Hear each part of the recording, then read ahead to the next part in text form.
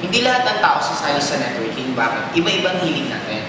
Yun ang kagandahan ng tao. Kasi just imagine mo kung ang gusto ko black, lahat ng tao gusto din nila black, hindi na magiging maganda at interesting ang buhay. May mga taong gusto ng networking, may mga taong hindi. Bakit? Katulad yung mga tao na ang gusto nila nakakulong.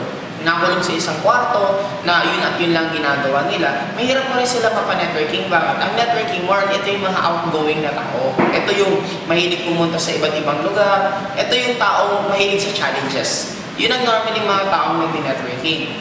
May mga iba rin tao na kung ano nang nakasanayan nila, ayaw na nilang mag-adjust. Parang ang change. Kaya maraming taong ayaw ng change kasi the moment magkaroon ka ng change, automatic, anong kadugtong? Mawawala yung tinatawag na comfort.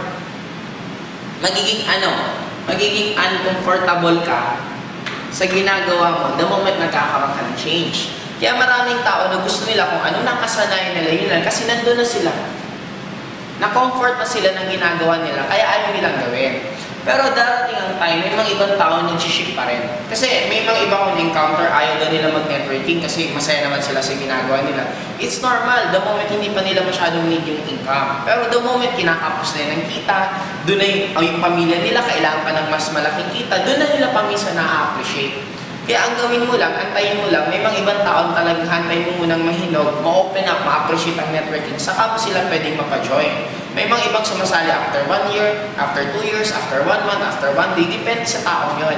Kaya ikaw, as a networker, ang gawin mo lang, focus ka lang, present ka ng present, kasi sa dami ng mapipresentan mo, may mga ibang napresentan mo 6 months ago, ngayon na nag-join. In short, ang gagawin mo lang, tuloy-tuloy ka lang mag-present para yung mga disidido na hinog na, kumbaga sa prutas, parang hinog na sila, at least pag napresentan mo, automatic, sasali na rin. Kaya pag huwag ka lang mag-focus sa matatagal pa, kumbaga huwag ka mag-focus sa hilaw, mag-focus ka lang sa hinog. Kaya lang, paano malalaman yung hinog na sa hindi? Malalaman mo lang the moment presentahan mo. It's up to them kung gusto nila mag-join or hindi na natin problema yon.